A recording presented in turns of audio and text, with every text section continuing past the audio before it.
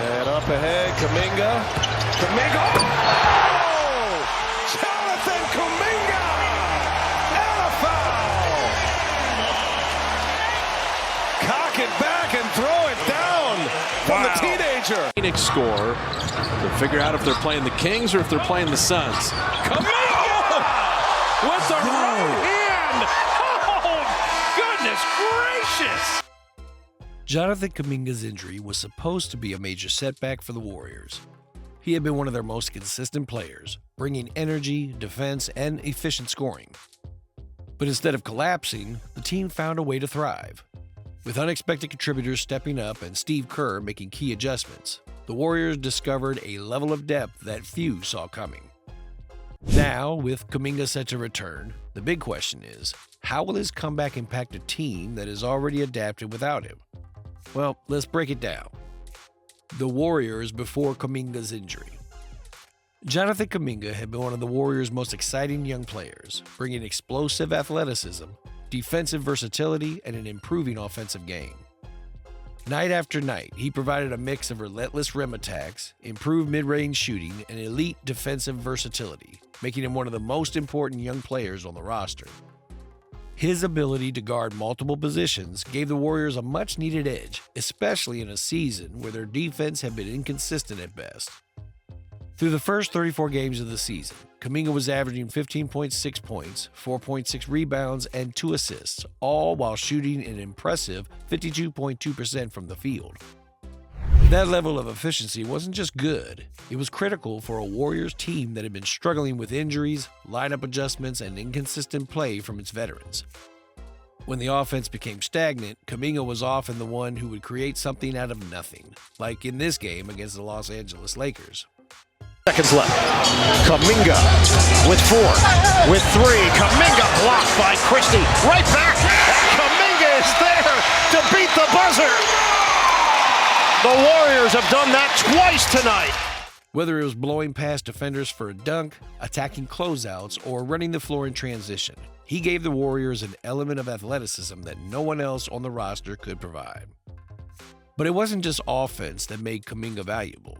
It was his defensive presence that was arguably just as important. His combination of size, 6 foot 8 inches, strength, and lateral quickness allowed him to guard positions 1 through 5, giving Kerr the ability to switch matchups without worrying about a drop-off. He was often tasked with guarding some of the league's best wings, including LeBron James, Jason Tatum, and Kevin Durant. And while he wasn't shutting them down completely, he was making them work for every bucket, something the Warriors desperately needed as their overall defense rating hovered in the middle of the league. At the time of Kuminga's injury, the Warriors had a record of 18-16, which wasn't terrible, but also wasn't what they had hoped for. The team was still searching for a rhythm, dealing with Draymond Green suspensions and an aging core like Steph Curry that no longer had the same margin for error. Kuminga was one of the few bright spots, showing flashes of a player who could be a future franchise cornerstone. Many believed he was finally putting it all together, figuring out when to be aggressive, when to let the game come to him, and how to balance scoring with playmaking. Then everything changed. His January 4th ankle injury took him off the court for what would turn out to be a 31-game absence. At first, it seemed like a devastating loss, but what followed was something no one quite expected. Without Kuminga, the Warriors were forced to rely on players who hadn't been getting consistent minutes. Suddenly, new faces emerged, rotations shifted, and a different version of the Warriors took shape. So how exactly did they survive, and in some ways even thrive, without one of their most dynamic players? The answer might surprise you. Filling the unexpected void. When Jonathan Kuminga went down with an ankle injury, the Warriors didn't just lose a key scorer, they lost one of the most consistent and dynamic two-way players. His ability to defend multiple positions, attack the rim, and provide high-energy plays was a major part of the team's identity. Without him, the Warriors were forced to adjust quickly, and at first, it wasn't pretty. The first few games without Kuminga exposed just how much Golden State relied on his athleticism. Defensively, matchups that he would normally handle were suddenly assigned to players who weren't built for them. That left Gary Payton and Moses Moody to take on bigger defensive roles. Payton's ability to disrupt passing lanes and hound opposing guards became even more valuable, while Moody stepped up with improved perimeter defense. Even so, the Warriors struggled to contain wing scorers early on, leading to frustrating breakdowns in key moments. Offensively, Kuminga's absence was just as noticeable. His ability to slash to the rim and create easy points had been a safety net for the Warriors whenever their outside shooting wasn't falling. Without him, there was an over-reliance on Steph Curry to generate offense, and defenses took full advantage by throwing extra pressure at him. That led to more contested shots, fewer open looks for teammates, and a slower, more predictable half-court offense. The Warriors desperately needed another player to step up and provide some scoring punch. That's where Brandon Podziemski came in. The rookie had already shown flashes of his potential, stepping up in key moments like in this game. Now to get it on the iron, and Cat with a big rebound. Podziemski steal. 2 seconds. He throws up a 3. He backed it in! The second backed in 3 tonight for the Dubs. There's your 20 points. Now, with Kuminga out, he got a much bigger role. He brought a mix of toughness, basketball IQ, and rebounding from the guard position that helped stabilize the second unit.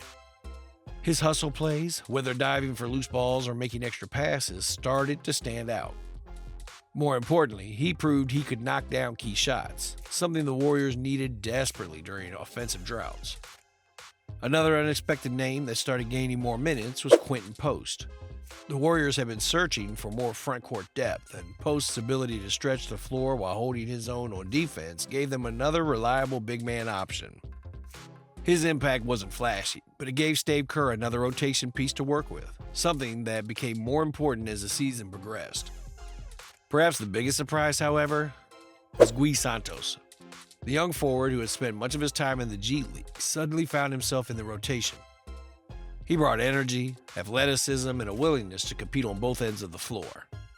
While he wasn't putting up massive numbers, his presence allowed the Warriors to experiment with different lineup combinations, especially when they needed a more mobile frontcourt. Despite the early struggles, these adjustments gradually started paying off. The Warriors didn't have a one-for-one replacement for Kuminga, but what they did find was a collective response, different players stepping up in different ways. The defense, while inconsistent at times, became more scrappy and aggressive, with Payton and Moody playing bigger roles. The offense, while still heavily reliant on Curry, started to benefit from Podziemski's playmaking and the added versatility of Post and Santos. By the time Kuminga was nearing a return, the Warriors had managed to stabilize. They weren't necessarily better without him, but they had found new ways to win, ways that might not have been explored if he had stayed healthy. So how did they actually perform during this period? Warriors record without Kuminga. When Jonathan Kuminga went down with an ankle injury, many assumed the Warriors were in trouble. But then something unexpected happened. Instead of sliding down the standings, the Warriors found a way to win without him, going 19-12 in the 31 games he missed. While it wasn't a dramatic improvement, it was enough to raise an interesting question. Were they actually better without him? On paper, the idea seemed ridiculous. Kuminga had been one of the Warriors' most productive players, and his absence forced Kerr to shuffle lineups and rely on younger, unproven talent. But what the numbers don't always show is how the Warriors played as a team during this stretch. They weren't relying on one or two players to carry them. They were moving the ball better, playing smarter defense, and getting balanced contributions from up and down the roster. Some of their most impressive wins during the stretch came against elite competition. A 113-92 blowout win against the Denver Nuggets in February stood out as one of their best games of the season. They held Nikola Jokic to just 11 points, dominated the rebounding battle, and shot over 40% from three, a game that showcased how well their small ball lineups were working without Kuminga in the mix. Another key victory came against the Boston Celtics in early March. The Warriors, missing Kuminga and still without a full healthy roster, held Boston to just 102 points, forcing them into tough shots all night. Draymond Green was at his best defensively, and the bench contributions from Tracy Jackson-Davis and Brandon Podziemski proved to be game-changing. So, were the Warriors better without Kuminga? Not exactly. What his absence did, however, was force them to rediscover their depth and trust players who had been overlooked earlier in the season. The Warriors weren't winning games because Kuminga wasn't there. They were winning games because they adjusted, simplified their play, and focused on team basketball. Now, with Kuminga returning, the challenge is clear. How do the Warriors keep this newfound chemistry while reintegrating one of their most talented players? Kuminga's return. After missing 31 games with an ankle injury, Jonathan Kuminga is finally set to return. But a lot has changed since he last played. The Warriors, once struggling for consistency, found ways to win without him, relying on unexpected contributors, tactical adjustments, and the midseason addition of Jimmy Butler. Now, the question isn't just about getting Kuminga back on the floor, it's about how he fits into a team that has already adapted without him. His return immediately reshapes the rotation. Before his injury, Kuminga was playing some of the best basketball of his career. A 7-footer shooting 42% from three-point range. Lob to Kuminga! Draymond put that up there perfectly. Better than 53%. Tic-tac-toe. And Air Congo putting that down. But since then, Tracy Jackson-Davis has emerged as a key defensive piece. Brandon Podziemski has carved out a significant role, and Butler's arrival has shifted the team's identity. This means Kuminga won't simply walk back into the same role he left. Instead, Steve Kerr will have to find a way to reintegrate him without disrupting the chemistry the team has built in his absence. One of the biggest questions is whether Kuminga will get his starting spot back. Before his injury, he was firmly in the starting lineup, playing alongside Steph Curry, Draymond Green, and Kevin Looney. But with Butler now in the mix, Kerr has different options. If Kuminga returns to the starting five, it could push Looney to the bench, giving the Warriors a more athletic, switch-heavy unit. However, if Kerr sticks with his recent rotations, Kuminga might have to adjust to a bench role, something he hasn't done much of this season. The key for the Warriors will be finding ways to use Kuminga's strengths without disrupting what has been working. One possible solution is staggering his minutes with Butler's. When Butler is off the floor, Kuminga can take on a bigger offensive role, using his athleticism to attack the rim and provide energy in transition. Defensively, he could still be a valuable piece, guarding bigger wings, contesting shots, and helping the Warriors maintain their defensive intensity when Draymond sits. The challenge for Kuminga is proving that he can adapt his game to fit within this new version of the Warriors. Before his injury, he was becoming a focal point, someone who could take on more responsibility. Now, with Butler in town and the bench playing at a higher level, he'll have to find a way to contribute without forcing the issue. If he could do that, if he could blend his athleticism, scoring, and defense into what the Warriors have built, his return won't just be an adjustment, it will be an advantage. Now, with Kuminga back in the mix, the Warriors have an even bigger question to answer. Can they put all the pieces together in time to make a serious playoff push? That answer will define the rest of their season. What do you think about the Warriors' hidden depth? Do you believe Kuminga's return will make them even stronger, or will it shake up the chemistry that they built? Let us know in the comments.